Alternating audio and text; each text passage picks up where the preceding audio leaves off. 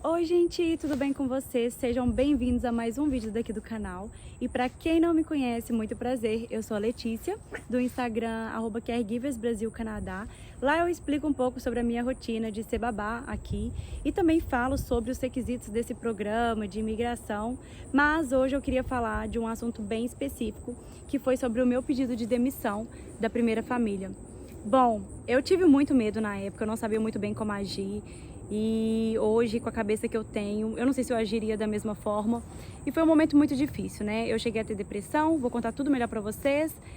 E acho que chegou o momento de eu falar, compartilhar sim com vocês, porque é um assunto que antes eu não conseguia falar e agora eu me sinto melhor, mais preparada para falar tudinho pra vocês. Então, se você tá curioso, vem comigo que eu quero te contar tudo!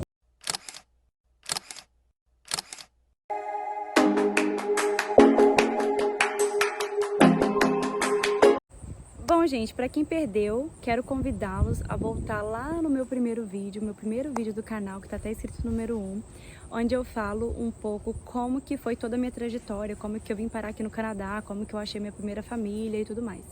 Basicamente, eu achei minha primeira família, foi num grupo de Facebook, e na vaga ela já falava que precisava de uma pessoa live-in, e na vaga ela postou que a minha principal atividade seria com a criança, que tinha 1 ano e 8 meses na época.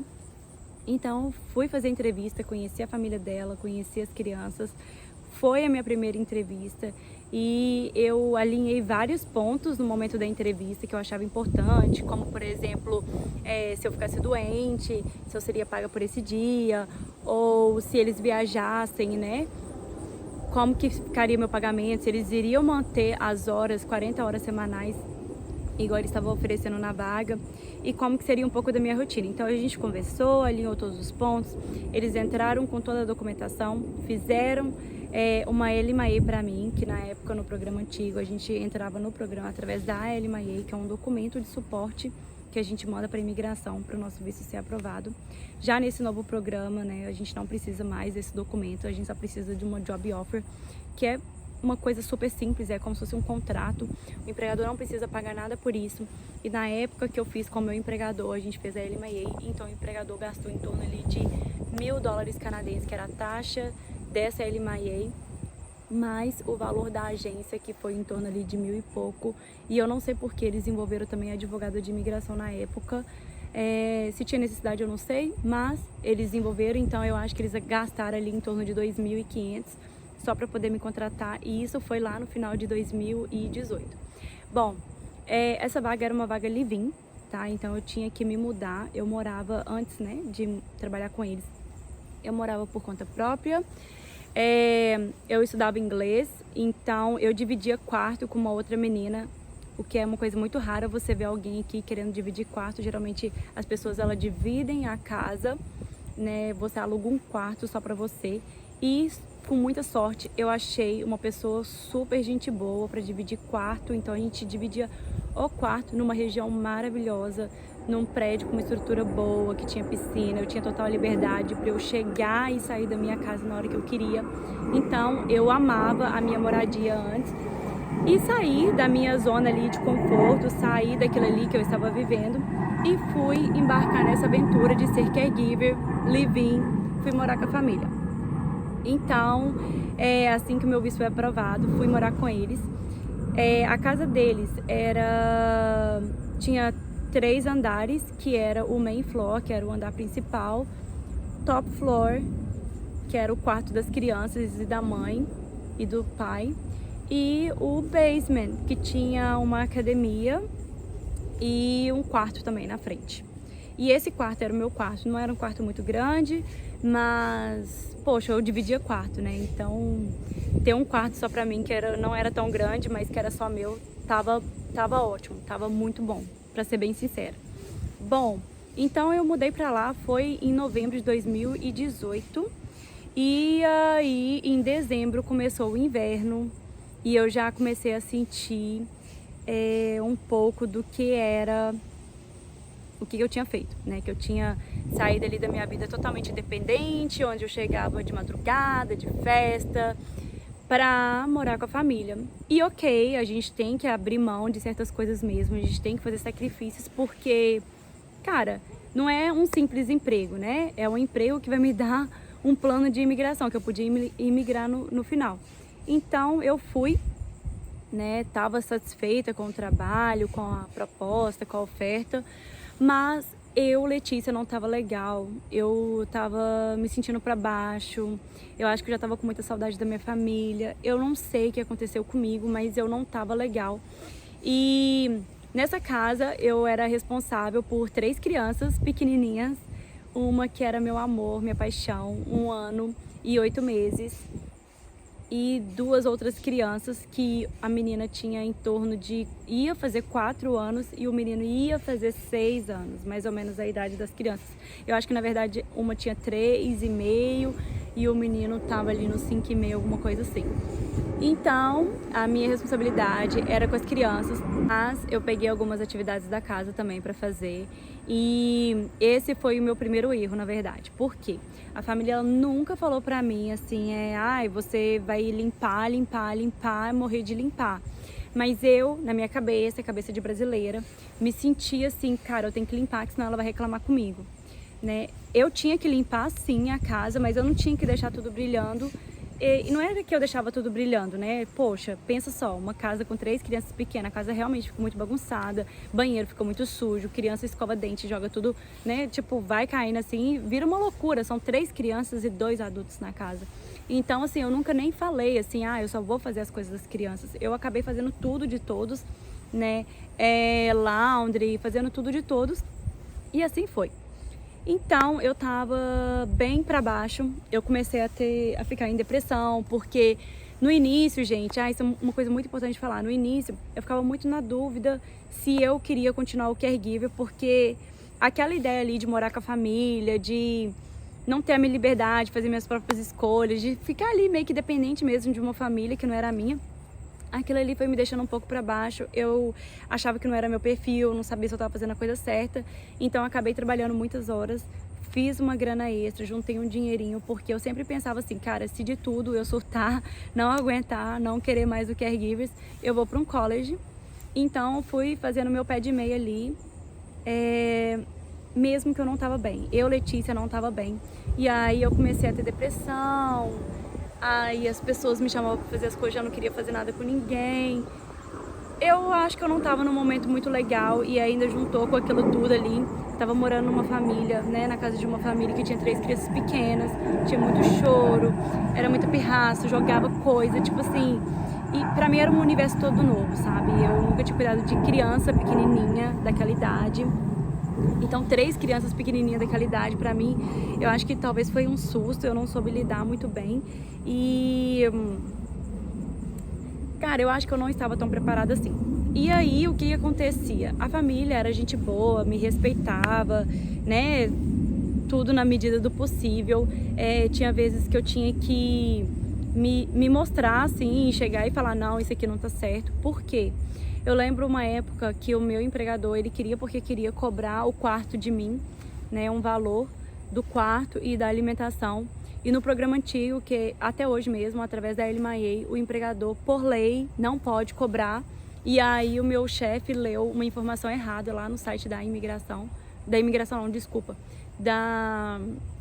do trabalhador da província, e lá tava falando que podia cobrar sim, e eu sabia que por lei não podia cobrar, porque antes de eu ter esse Instagram, eu contava com a ajuda de uma pessoa que eu amo de paixão, que é a Rúbia, que ela sempre ajudou a gente ali no Instagram e no Facebook, com todas as informações, e ela tinha me mostrado que por lei não podia cobrar. Enfim, tipo, falar com ele, demonstrar, e tipo, cara, isso é uma coisa meio chata, sabe? Quando você sabe da lei e você sente que a pessoa tá querendo tirar algum proveito de você e você não consegue falar e a pessoa finge que não tá entendendo o seu inglês. Tipo assim, tudo bem, eu sei que meu inglês não é mil maravilhas, mas eu acho que nesse caso específico, o pai, ele tava sim me entendendo e ficava, não tô entendendo, tipo... E ele, tipo, falava comigo, tipo assim, quem é você pra falar o que é a lei do Canadá? E eu que moro aqui, eu que sei, eu consigo ler, tipo, eu sei interpretar, tipo... Só que, cara, eu sabia do que eu tava falando e ele não ter acreditado em mim, aquilo ali me deixou um pouco com o pé atrás com ele. E eu lembro também que Antes de eles fazerem o meu documento, ele me deu um checkmate, tipo, falando assim, e aí, você quer o trabalho? Eu não quero. Eu falei assim, tá, eu quero, mas eu preciso do documento pra eu poder começar. E ele, tá, mas e aí, você vai querer ou não? Que se você não for querer, eu vou passar pra outra pessoa. Tipo assim, ele tava me dando muito checkmate, sabe? Tipo, vamos. E eu não gostei muito dessa atitude, sabe? Ele meio que me tratou um pouco como se eu talvez fosse uma pessoa qualquer e de fato eu era, mas ele não precisava ter falado desse jeito comigo. Mas enfim, até então a gente tinha um bom relacionamento. O que de fato, né, aconteceu era que eu já não estava tão feliz assim mais morando naquela casa. Era muito barulho mesmo, assim, de noite, de madrugada. Eu tava num basement escuro e eu não tava legal. Letícia, não tava legal. E aí, quando foi no outro ano, que foi em 2019, mais ou menos lá para maio, a gente mudou para uma nova casa, bem maior. Então as minhas atividades domésticas, elas triplicaram. Eu tinha muita coisa para fazer. As crianças, elas faziam muita pirraça assim para sair de casa.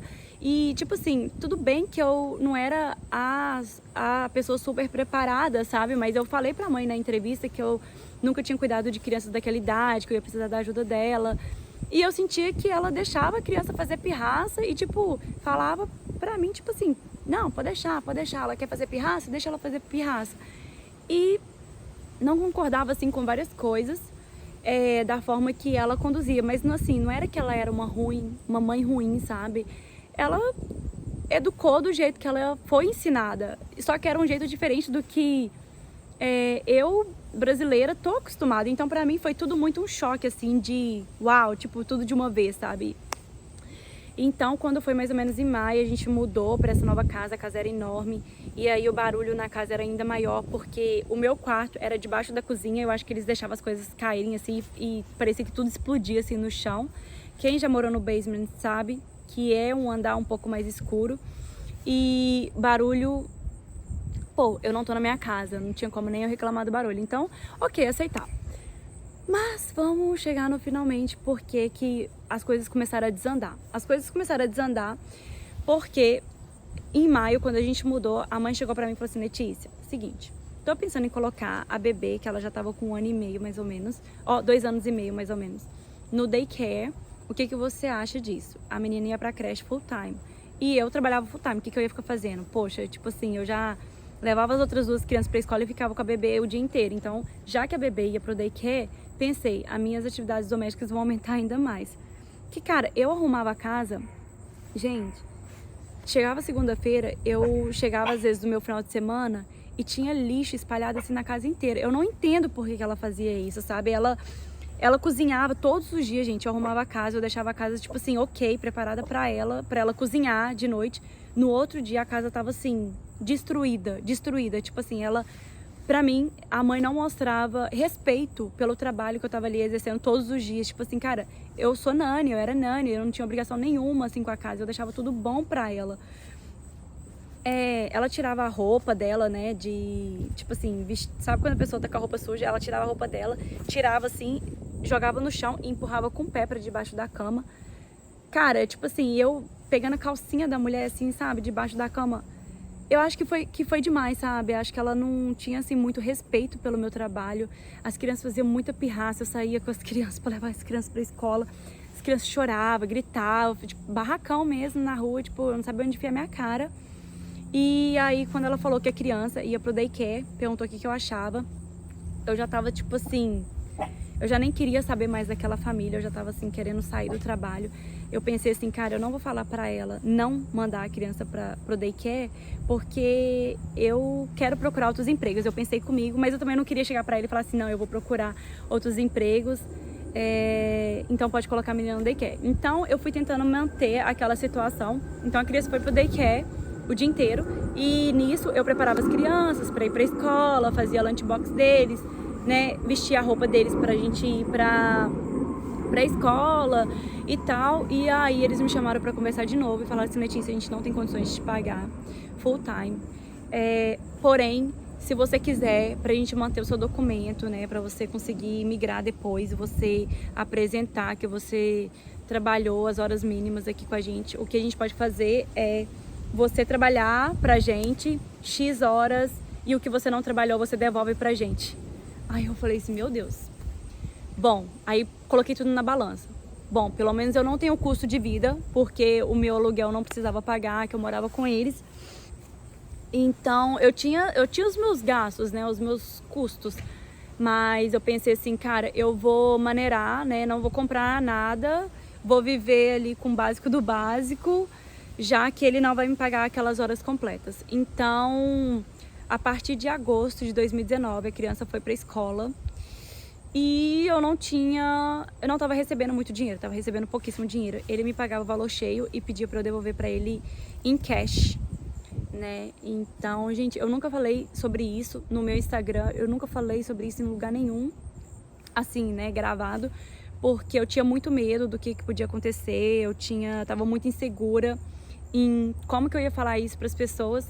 Enfim, só sei que eu tava devolvendo dinheiro para eles e aí eu comecei a perceber que aquilo ali não tava certo, né? Então, coisa que ele começou a fazer a partir desse momento ali é, por lei, né, todo trabalhador tem o direito de receber os feriados pagos, tem uns feriados que são pagos, e ele simplesmente não estava me pagando, não me pagou, não queria pagar minhas férias mais, estava fazendo eu devolver dinheiro para eles. Então, assim, gente, uma caregiver aqui no Canadá, querendo ou não, a gente consegue tirar em torno ali de 2 e pouco por mês. Isso depende muito da quantidade de horas, mas pela quantidade de horas que eu fazia e pelo salário que eu recebia antes, eu recebi ele em torno de 2 e pouco.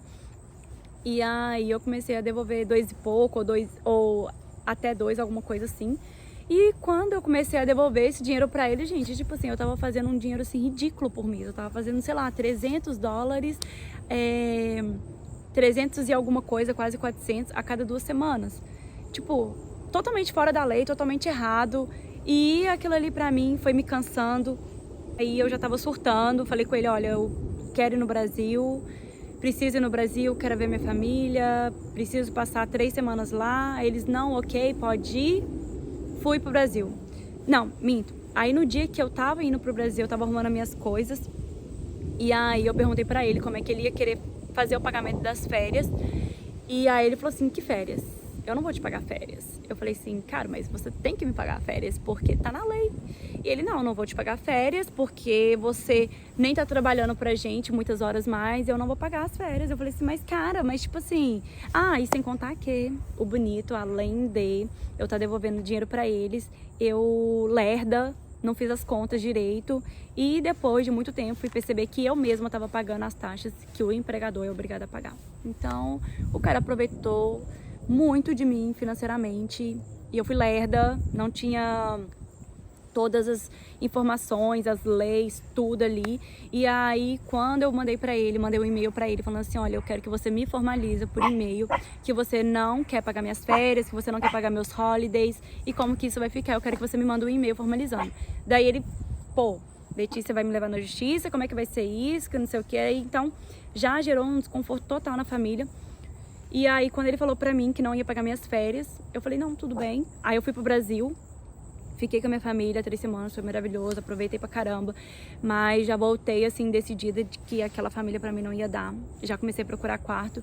E assim, gente, se eu tive medo, tive muito medo, porque eu morava com a família. O meu quarto, as minhas coisas, tudo que eu tinha era dentro da casa da família. E o pior, o meu visto de trabalho só me permitia trabalhar para eles. Então, se eu saísse, não ia poder trabalhar para mais nenhum empregador, desde que o novo empregador fizesse uma nova LMIA e pagasse, né, aquela taxa que eu falei, tivesse um custo ali de 2.500. E isso era uma coisa que, e até hoje, assusta muito os empregadores quando eles têm que pagar para contratar alguém. Eles, muitas vezes, acabam desistindo. Então, eu tive muito medo.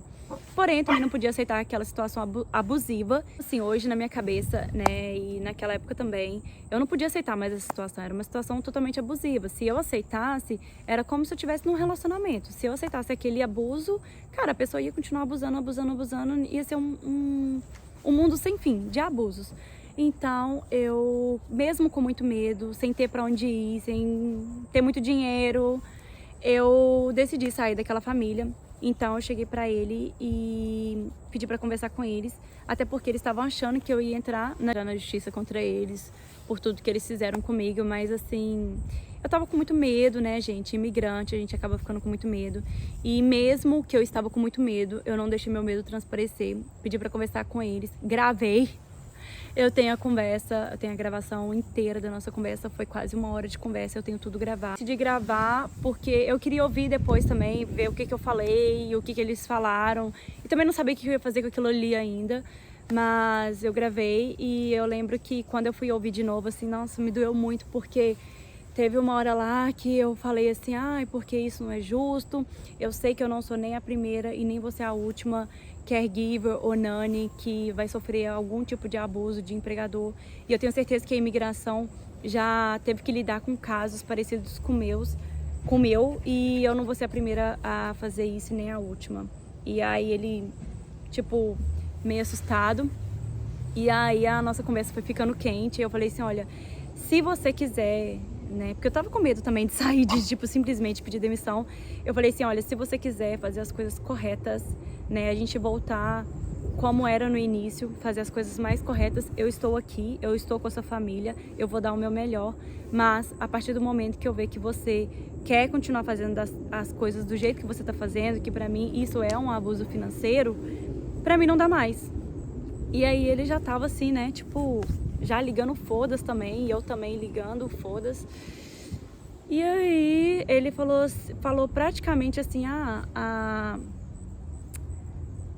porta da rua é a serventia da casa. Praticamente foi isso que ele falou. E aí eu falei assim, ok, eu não aceito mais ser abusada, né? Aí falei com a mãe, agradeço tudo isso que vocês fizeram por mim no início, mas essa situação abusiva eu não posso aceitar mais. Tipo, a gente passou de todos os limites, eu não acho que tá correto, vocês não estão agindo de boa fé comigo. E se eu aceitar, quem vai ser boba sou eu. E a mãe, tipo, meio travada, porque nenhuma mãe quer perder uma caregiver que trata bem os seus filhos, que limpa a sua casa, que faz tudo. A mãe compreende muito mais, às vezes, do que o próprio pai, porque o pai vivia no trabalho e era ele que cuidava da questão financeira, então ele estava super preocupado com a questão financeira e a mãe super preocupada com a questão de que, porra, eu tô perdendo uma nanny. Então a mãe tentou ali intermediar, não, mas vamos pagar a férias pra ela, tipo, se o problema é as férias, vamos pagar as férias pra ela. Tipo, eu vi a mãe, tipo, falando assim com o pai, mas o pai, tipo, irredundante, tipo, com orgulho lá no topo, e eu também, porque eu não ia aceitar mais. E aí o pai já tinha até falado isso pra mim antes e ainda falou de novo, tipo, o que você tá reclamando? Eu tô te fazendo um favor. E a partir do momento que uma família acha que tá só te fazendo um favor e não e não consegue reconhecer o valor do seu trabalho, eu acho que não tem o que fazer, né? A gente tem que ser valorizado, cara. E se a gente não se impor, se a gente não falar quando as coisas estiverem erradas, ninguém vai fazer por nós. Então, tive muito medo? Tive. Enfim, não tinha pra onde ir, não tinha nem mala o suficiente. Coloquei tudo numa sacola de lixo e, coincidentemente, no mesma semana que eu pedi pra sair, uma mãe, que eu já tinha cuidado do filho dela, uma mãe brasileira, que eu amo de paixão, eu cuidava do filho dela de vez em quando, buscava o filho dela no daycare de vez em quando, pra ela, tipo, meio que pra ajudar mesmo. E aí eu tava com a chave do apartamento dela porque ela tava viajando e o cachorro tinha ficado no apartamento, então eu precisava ir lá e trocar cocôzinho, dar de comida, blá blá blá. E era mais ou menos perto da casa que eu morava. Então eu liguei pra ela, falei assim, ô fulana, aconteceu essa situação. Ela já sabia que a minha situação com o meu empregador já estava sendo abusiva. E ela falou, Letícia, não pensa 2 vezes, cara, vai lá pra minha casa, você fica na sala, depois a gente resolve como é que vai fazer. Então isso foi o que eu fiz. Tava nevando muito no dia, nossa, meu Deus, quando eu abri a porta da casa, assim, tipo, pra sair, eu falei, cara, eu tô ferrada. Tô ferrada, porque meu visto de trabalho só me permite trabalhar com esse empregador, eu não tenho muito dinheiro, como é que eu vou fazer? Na verdade, eu tinha um dinheiro que era a minha reserva se caso eu fosse pra um college, mas eu também não queria gastar esse dinheiro. Fiquei pensando, né, ai meu Deus, o que eu vou fazer da minha vida? Mas, fui. Coloquei tudo na casa dela, coloquei na sala, desesperadamente, chorando muito. Comecei a procurar por quarto e na época foi uma bênção, uma pessoa, né? A única coisa que eu tinha, gente, de móveis era uma cômoda, era tudo que eu tinha. E aí eu pensei assim, vou vender essa cômoda porque eu não vou levar isso pra casa da mulher, como é que eu vou carregar essa cômoda? Era uma cômoda pesada, então eu fui vender. E aí a mulher que foi comprar a cômoda falou assim, Liz, posso buscar tal dia, tal dia, tal dia? Eu falei assim, tal dia não dá, porque eu tô saindo da casa onde eu tô, não sei o que, tô até procurando um quarto. E ela falou, eu tenho um quarto na minha casa e eu estou alugando. Gente, foi um milagre de Deus isso daí. Enfim, fui morar com essa outra pessoa, né, aluguei um quarto dentro da casa dela e aí movi minha vida. E esse vídeo vai ficar muito grande, eu quero contar a segunda parte desse vídeo num outro vídeo, que é quando eu vou falar do meu segundo empregador, que é o empregador que eu tô até hoje, que a gente tem uma relação bem diferente, que foi um final muito mais feliz do que esse que eu contei pra vocês, tá bom? Eu espero que vocês gostem, eu vou encerrar o vídeo por aqui. Pra quem ainda não me segue, eu vou deixar aqui o meu Instagram, quem puder já se inscreve nesse canal aqui do YouTube. Eu espero que vocês tenham gostado e que vocês me acompanhem aqui para ver os próximos vídeos. E é isso, um beijo por me acompanhar. Adoro produzir vídeo para vocês. E é isso, muito obrigada.